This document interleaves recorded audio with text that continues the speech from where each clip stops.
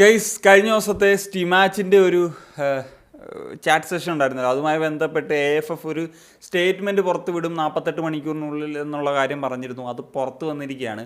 Actually അത് ഡീപ്പായിട്ട് എനിക്കൊന്നും പറയാനൊന്നും തോന്നുന്നില്ല. കാരണം അങ്ങനെ ഇന്ത്യൻ ഫുട്ബോളിന് പ്രത്യേകിച്ച് ഗുണകരമാകുന്ന കാര്യങ്ങളൊന്നുമല്ല.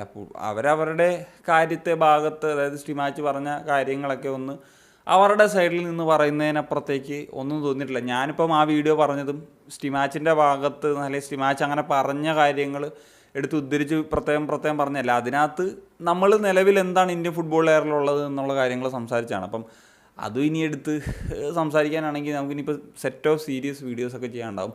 പക്ഷേ അതിനകത്ത് എനിക്ക് എടുത്ത് പറയണ്ട, ഇപ്പം ഇവരിപ്പോൾ അങ്ങ് പുണ്യാളന്മാരാകാണല്ലോ നോക്കുകയാണല്ലോ. ഇപ്പോൾ എല്ലാം സ്റ്റിമാച്ചിൻ്റെ വിലയിലാണ്. സ്റ്റിമാച്ചും പുണ്യാളൊന്നുമല്ല, അതിലേക്ക് ഞാൻ വരാം. അതായത് ഒരു സംഭവം എന്ന് വെച്ച് കഴിഞ്ഞാൽ, ഇപ്പം AFF ഇതിന് ഈ ഒരു സ്റ്റേറ്റ്മെൻറ്റ് പറയുന്ന കാര്യമാണ്, ആസ്ട്രോളജറെ നിയമിച്ചു, അല്ലെങ്കിൽ ആസ്ട്രോളജറുടെ ഒരു ഉപദേശം കൊണ്ട് ടീം സെലക്ഷൻ അല്ലെങ്കിൽ 11 സെലക്ട് ചെയ്യുന്ന ആ ഒരു വാർത്ത കേട്ടപ്പം അവർ ഞെട്ടിപ്പോയി എന്നുള്ള കാര്യമാണ് പറയുന്നത്. സോ ഇങ്ങനെ ഞെട്ടിയവരെന്തായിരിക്കും ചെയ്യുന്നുണ്ടാകുക? ഈ സംഭവം അറിയുന്നത് ഐ തിങ്ക് ഏതാണ്ട് കഴിഞ്ഞ സെപ്റ്റംബറിലോ മറ്റോ ആണ്.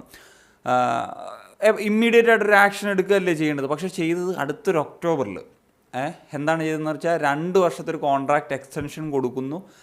അതിന് ഒരു റിലീസ് ക്ലോസും ഇല്ല. അതിനോടൊപ്പം തന്നെ 2 വർഷത്തേക്കും കൂടെ അഡീഷണലായിട്ട് ഒരു ഓപ്ഷൻ എന്നുള്ള നിലയിൽ കൂടി ആ ഒരു കോൺട്രാക്റ്റിൽ ഉണ്ട് എന്നുള്ളതാണ്. എല്ലാം സ്റ്റിമാച്ചിന് അനുകൂലമായിട്ടുള്ള ഒരു കോൺട്രാക്റ്റ് ആണ് അവിടെ ഒപ്പുവെച്ച് കൊടുക്കുന്നത് എന്നുള്ളതാണ്. അപ്പോൾ എന്താണ് ഇപ്പോൾ ആ ഒരു കാര്യം? ഇപ്പം സ്റ്റിമാച്ചിനെ ഒന്ന് കഴിവേറ്റാനല്ലാതിനപ്പുറത്തേക്ക് ഒരു ഉദ്ദേശവുമില്ല ഇപ്പം ഇതുമായി ബന്ധപ്പെട്ടൊരു കാര്യം പറയുന്നതിൽ. ഇപ്പം ഒരു വിചാരിച്ചാണ് ആസ്ട്രോളജി വിഷയം വരുമ്പോഴത്തേക്കും AFFൻ്റെ തലേന്ന് കാര്യങ്ങളെല്ലാം ഊരി അത് സ്റ്റിമാച്ചിലേക്ക് പോകുമെന്നുള്ളത്. കഴിഞ്ഞ വീഡിയോയിലും പറഞ്ഞ കാര്യമാണ്. വിഷൻ 2047 എന്ന് പറയുന്ന പ്രോജക്റ്റൊക്കെ ആയിട്ട് മുന്നോട്ട് വന്നിട്ട് അതിൻ്റെ ഒരു ഐഡിയ ഇല്ല. എന്താണ് അണ്ടർ 13, അണ്ടർ 15, അണ്ടർ 18 നടക്കുന്നത്, എന്താണ് അവിടുത്തെ ലീഗ് നടക്കുന്നത്, എന്താണ് നാഷണൽ ടീമിൻ്റെ അണ്ടർ 13 അല്ല അണ്ടർ 15 അല്ലെങ്കിൽ അണ്ടർ 17, അണ്ടർ 20 ഒക്കെ അപ്ഡേറ്റ് എന്നതിൽ യാതൊരു വിധത്തിലുള്ള ഒരു കാര്യമില്ല.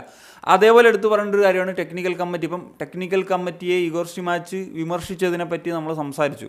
ഇപ്പോൾ IMG ലെജൻഡറി ആയിട്ടുള്ള പ്ലെയറാണ്. പക്ഷേ ആ റോളിലിരിക്കാൻ അദ്ദേഹം എത്രത്തോളം അർഹനാണെന്നുള്ള കാര്യം, അപ്പം അതുമായി ബന്ധപ്പെട്ട് നമ്മൾ കാര്യങ്ങൾ പറഞ്ഞാണ്. എന്നാൽ ഇതിനകത്ത് മറ്റൊരു വിഷയം കൂടി ഉണ്ട്. കാരണം ടെക്നിക്കൽ കമ്മിറ്റി ചെയർമാനായിട്ടുള്ള IMG തന്നെ പറഞ്ഞിട്ടുണ്ടായിരുന്നു, ഈ ഇഗോർ സ്റ്റിമാച്ചിനെ എക്സ്റ്റെൻഡ് ചെയ്യാൻ അവർക്ക് താല്പര്യമില്ലായിരുന്നു. അവർ പോലും അത് മുന്നോട്ട് വെക്കാത്ത കാര്യമാണ്. പിന്നീട് എക്സ്റ്റൻഷൻ വാർത്ത വന്നപ്പോഴാണ് അറിഞ്ഞതെന്നുള്ളത്. ഇതുമായി ബന്ധപ്പെട്ടിട്ടൊന്നും AFF കൃത്യമായിട്ടുള്ളൊരു പ്രതികരണമൊന്നും നടത്തിയിട്ടില്ല എന്നുള്ളതാണ്. അപ്പം ഇവർക്ക് ഇപ്പം GPS-ൻ്റെ വിഷയങ്ങളും കാര്യങ്ങളൊക്കെയാണ് ഇപ്പോൾ ഇവർ പുറത്തേക്ക് വരുന്നത്. ഇപ്പം GPS-ൻ്റെ കാര്യങ്ങൾ അതെന്താണ് സംഭവിച്ചതെന്നുള്ളത് ഇപ്പോഴും അറിയത്തില്ല. ആ ഒരു എക്വിപ്മെൻറ്റ് കളഞ്ഞു പോയത്, ഫ്ലൈറ്റ് വെച്ച് പോയെങ്കിൽ ഉറപ്പായിട്ടും എയർലൈൻസൊക്കെ റെസ്പോൺസിബിൾ ആകേണ്ടതാണല്ലോ. അപ്പം അവർ പുതിയ ഗാഡ്ജറ്റിന് ഓർഡർ കൊടുത്തു എന്നൊക്കെയുള്ളതാണ് പറയുന്നത്. അപ്പം അതിന് വീണ്ടും ആ ഒരു പണം എടുത്ത് പുട്ടടിച്ചാണോ എന്നുള്ളത് അറിയണം. അതുപോലെ ഈ ആസ്ട്രോളജറുടെ കേസ്, ഇഗോർ സ്റ്റിമാച്ച് എന്ന് പറയുന്ന യൂറോപ്പിൽ നിന്ന് പറയുന്നൊരു കോച്ച് അത് ചെയ്യുമോ എന്നുള്ളത് എൻ്റെ ഒരു ഗട്ട് ഫീൽ എനിക്ക് സംശയമുണ്ട്.